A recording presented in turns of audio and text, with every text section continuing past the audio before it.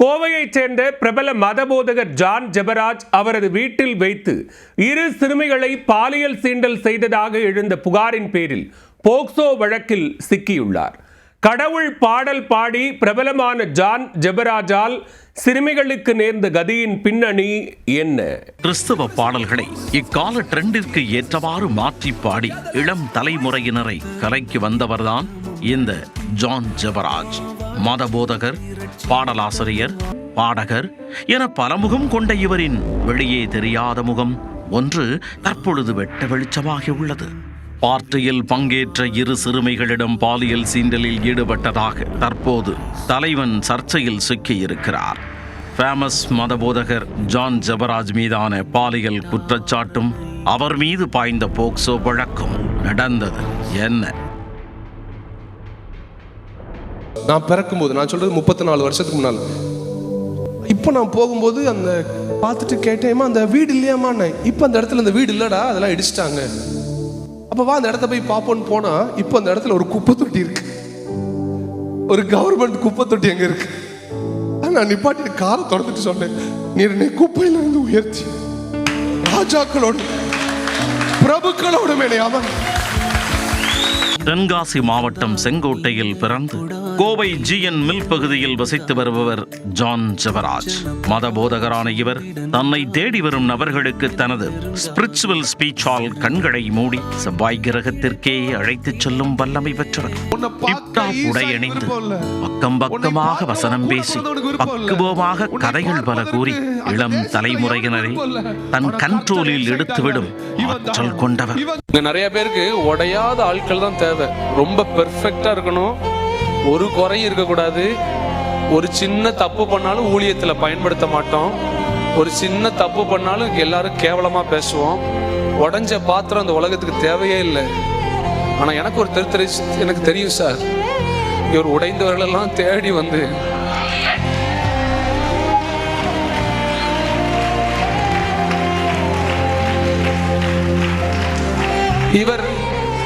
இவர் என்னை படைத்தது ஒரு முறைதான், என்னை வணைந்தது ஒரு முறைதான். ஆனா ஒட்டி சேர்க்கிறது தினமும் பண்ணிக்கிட்டு இருக்கிறாரு. கருத்து மட்டுமல்லாது கருத்து கலந்த கிறிஸ்தவ பாடல்களையும் நியூ ட்ரெண்டிங்கிற்கு ஏற்றவாறு குஷியோடு பாடி மெர்சலாக்கி விடுவார்.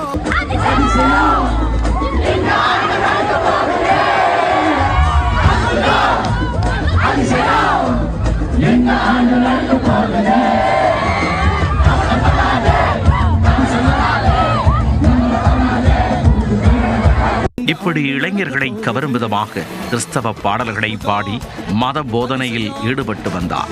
கோவை மட்டுமன்றி தமிழகத்தின் பல்வேறு பகுதிகளிலும் கேரளா, கர்நாடகா போன்ற அண்டை மாநிலங்களுக்கும் சென்று இசை நிகழ்ச்சிகளை நடத்தி வந்தார். இதற்கிடையே தற்பொழுது ஜான் ஜெபராஜ் சிறுமிகளிடம் பாலியல் சீண்டலில் ஈடுபட்டதாக சர்ச்சை புகாரில் சிக்கியுள்ளார்.